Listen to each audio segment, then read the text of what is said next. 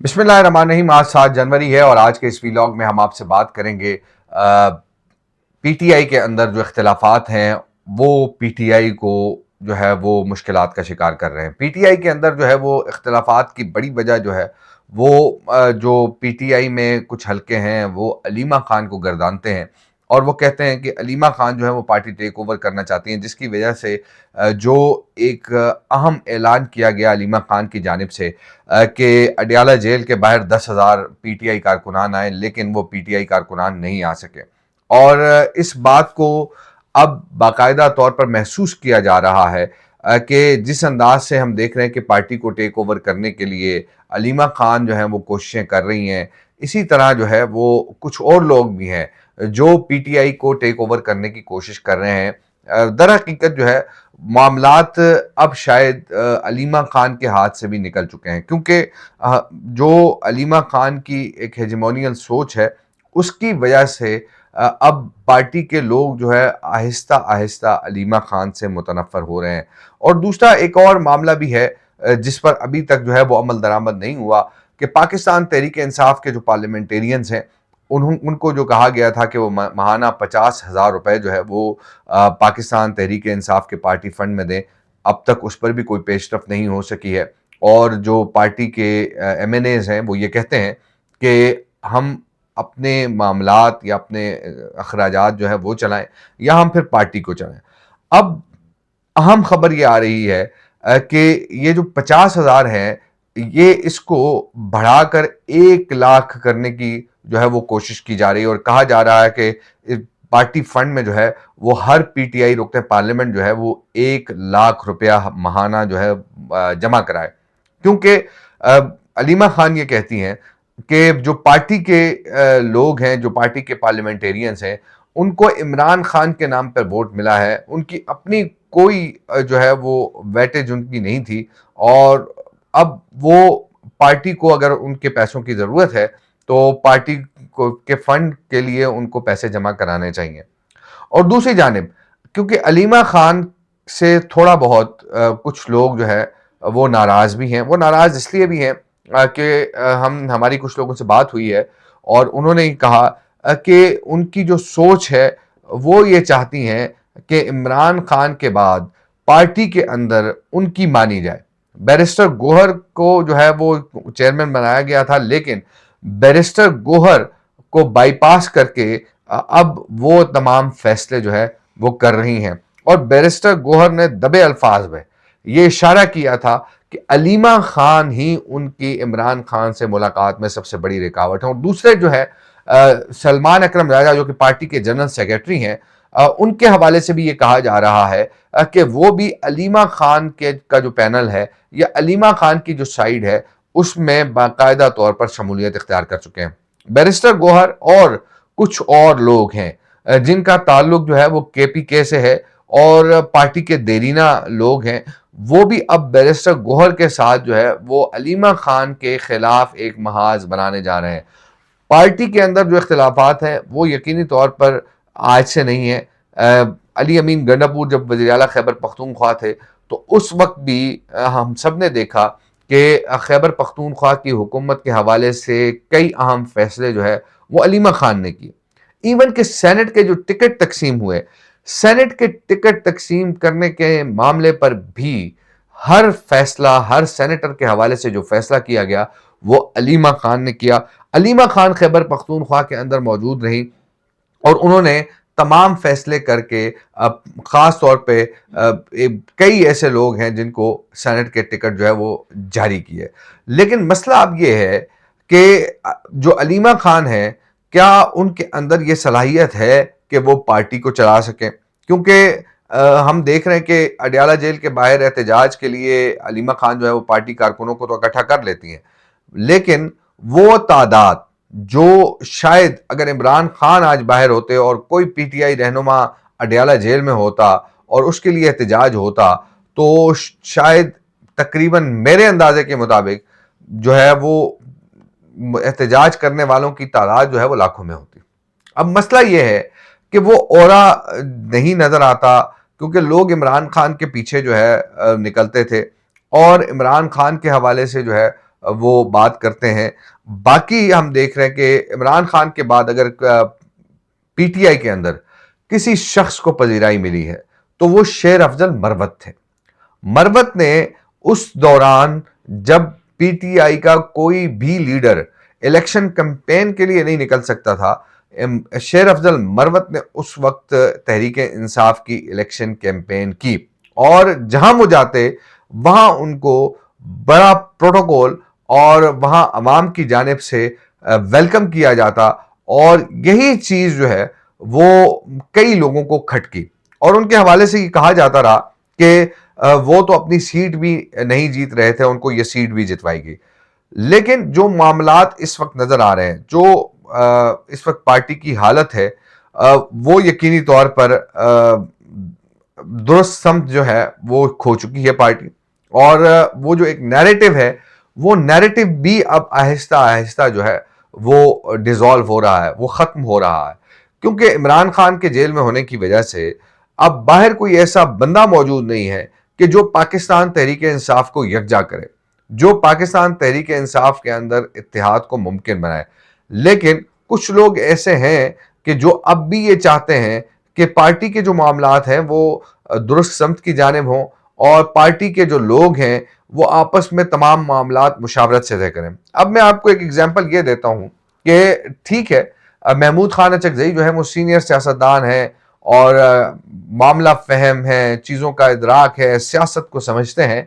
لیکن کیا P T I کے اندر اپوزیشن لیڈر کے لیے کوئی ایسا موضوع شخص نہیں تھا کہ تحریک انصاف کو جو ہے محمود خان اچکزئی کو جو اپوزیشن لیڈر ہے وہ نامزد کرنا پڑ گیا قومی اسمبلی میں؟ اور سینٹ میں کیا پاکستان تحریک انصاف کے پاس کوئی ایسا شخص نہیں تھا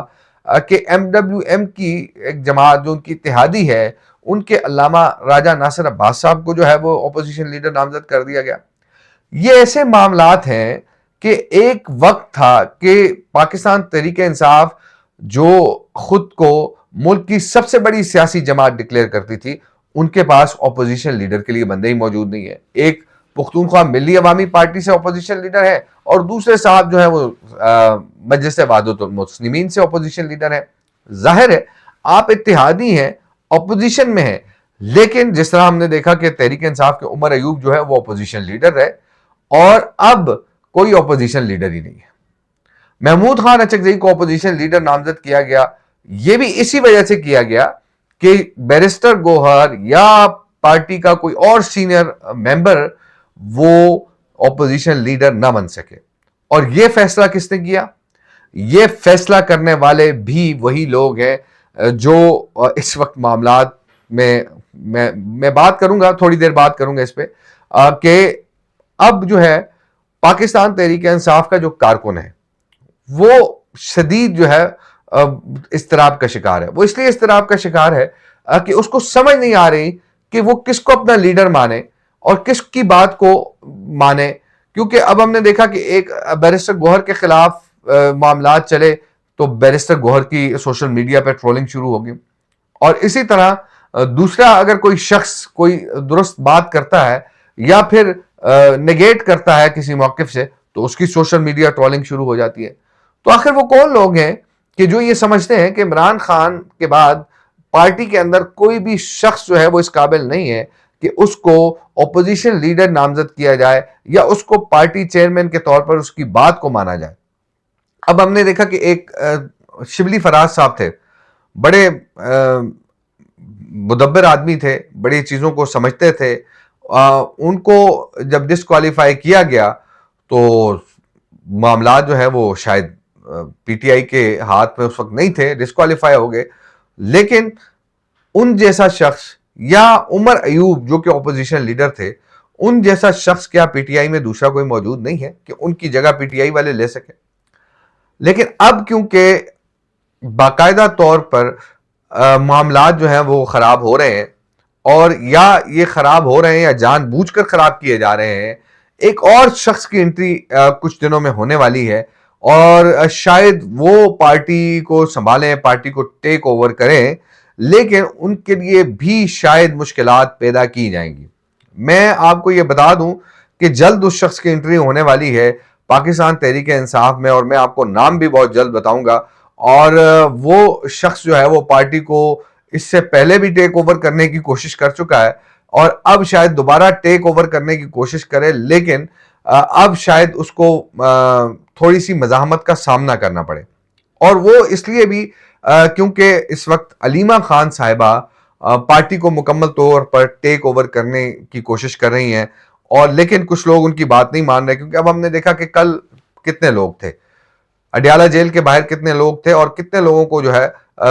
کتنے ایم این ایز تھے، کتنے سینیٹرز تھے، کتنے صوبائی اسمبلی ممبران تھے جن کو یہ کہا گیا تھا کہ اپنے ساتھ آپ نے اتنے بندے لانے ہیں کہ 10,000 کا جو ٹارگٹ ہے وہ ہم نے پورا کرنا۔ تو جناب 10,000 کا ٹارگٹ تو پورا نہیں ہو سکا، 1,000 کا ٹارگٹ بھی پورا نہیں ہو سکا، اور لوگ اتنے نہیں تھے، اور خاص طور پہ اس حوالے سے لوگ جو ہے وہ علیمہ خان کے کسی بھی اعلان پر لبیک کہنے کو تیار نہیں ہے۔ وہ اس لیے بھی تیار نہیں ہے کہ دیکھیں، جو اڈیالہ جیل کے باہر یا کسی بھی احتجاج یا کسی بھی جلسے میں جو عوام کو لے کر آنے کی ذمہ داری ہوتی ہے وہ متعلقہ حلقے کے ایم این اے یا ایم پی اے کی ہوتی ہے۔ اب متعلقہ حلقے کا ایم این اے یا ایم پی اے وہ علیمہ خان کو نہیں مان رہا، اب علیمہ خان کے ماننے والے بیرسٹر گوہر کو نہیں مان رہے، بیرسٹر گوہر کے ماننے والے جو ہے وہ سلمان اکرم راجہ کو نہیں مان رہے، عامر ڈوگر جو ہے ان کی کوئی سے نہیں ہے۔ اب مسئلہ یہ ہے کہ عامر ڈوگر چیف ویب تو ہے، اسپیکر سے ملاقاتیں بھی کرتے ہیں، لیکن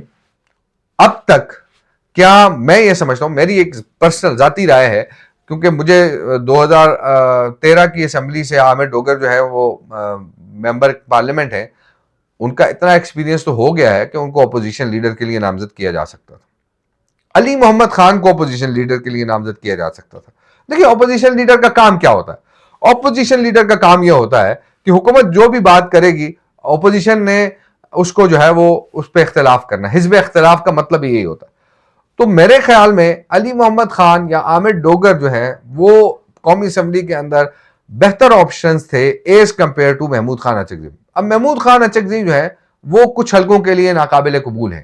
اور یہ بات ہم بھی جانتے ہیں، آپ بھی جانتے ہیں، اور آخر ایسے شخص کو آگے لانا یا ایسے شخص کو جو کہ آپ کی پارٹی کا نہیں ہے اس کو اپوزیشن لیڈر نامینیٹ کرنا، یہ تو ظاہر سی بات ہے پارٹی کے لوگوں کے ساتھ جاتی ہے۔ تو اب وہ لوگ جو ہیں باقاعدہ طور پر پی ٹی آئی کے اندر دھڑے بندی کر کے بیٹھے ہیں، اور وہ یہ کہہ رہے ہیں کہ جناب علیمہ خان ایک طرف اپنے فیصلے منوا رہی ہیں اور کچھ اور لوگ ہیں جو اپنے فیصلے منوانے کی کوشش کر رہے ہیں۔ بیرسٹر گوہر اس وقت بے اختیار چیئرمین ہیں اور وہ بااختیار ہونا چاہتے ہیں، لیکن ان کو اختیار کب ملے گا یہ تو وقت ہی بتائے گا۔ لیکن جس شخص کی میں نے بات کی ہے کہ جو پارٹی کو آئندہ آنے والے دنوں میں ٹیک اوور کرنے کی کوشش کرے گا، اور وہ اس کو ٹیک اوور کرے گا یا نہیں یہ تو وقت ہی بتائے گا، لیکن وہ اپنی بھرپور کوشش کرے گا، یہ بھی میں آپ کو بتا دوں، کیونکہ وہ بندہ جو ہے وہ ایسا ہے کہ وہ کسی حد تک بھی کسی بھی معاملے کے لیے جا سکتا ہے۔ تو چلیں جی، اب تک آج تک کے لیے اتنا ہی، لیکن جو اصل چیز ہے وہ ہے پی ٹی آئی کی دھڑے بندی، پی ٹی آئی کے اختلافات، یہ کب ختم ہوں گے یہ بھی آنے والے وقت میں دیکھ لیتے ہیں کہ کہاں کس کروٹ کے اونٹ بیٹھتا ہے اور کیا معاملات طے ہوتے ہیں، کیا ان لوگوں کو جو سنجیدہ لوگ ہیں جو مذاکرات کی بات کرتے ہیں، جو حکومت سے مذاکرات کی بات کرتے ہیں، کچھ لوگ تو کہتے ہیں نا کہ عمران خان کی طرح آرمی چیف ہمارے سامنے بیٹھ جائیں، فیلڈ مارشل ہمارے سامنے بیٹھ جائیں اور ہم ان سے بات کریں، لیکن اب جو ہے وہ لوگ جو سنجیدہ لوگ ہیں وہ حکومت سے بات کرنے کے لیے بھی تیار ہیں، اور شاید حکومت سے اگر بات چیت کا آغاز ہو جاتا، لیکن مجھے نہیں لگتا کہ حکومت سے بات چیت کا آغاز ہو جب تک علیمہ خان جو ہے وہ اپنی ہیجمونیل تھاٹس کو یا اپنی جو ایک پارٹی ٹیک اوور کرنے کی سوچ کو پیچھے نہیں چھوڑتی اور وہ بیک فٹ پہ نہیں آتی، تب تک جو ہے وہ معاملات شاید اسی طرح چلیں، اور وہ لوگ جو مذاکرات کرنے کے حامی ہیں ان کو شاید کامیابی نہ مل سکے۔ لیکن ہم یہ چاہتے ہیں مذاکرات ہوں، مل بیٹھ کے معاملات کو افہام و تفہیم سے حل کیا جائے، تاکہ جو ایک پولیٹیکل انسٹیبلٹی کا ایک فیکٹر ہے وہ ختم ہو اور ملک جو ہے وہ درست سمت کی جانب گامزن ہو۔ اپوزیشن کو درست انداز میں بہترین اپوزیشن کا کردار ادا کرنا چاہیے، اور اس کے ساتھ ساتھ جو حکومت ہے اگر اپوزیشن اچھا کردار ادا کرے گی، اپوزیشن چیک اینڈ بیلنس رکھے گی، تو حکومت کے لیے بھی مشکل ہوگا کہ وہ کچھ ایسے فیصلے کرے جو عوام کو کی تکلیف کا باعث ہوں. تو یہ معاملات ہیں، ان تمام چیزوں کو دیکھنا چاہیے، ان تمام چیزوں کو سوچنا چاہیے، پھر اس کے بعد ایک لاہ عمل جو ہے وہ آگے بڑھے. مجھے دیجیے اجازت. اللہ حافظ.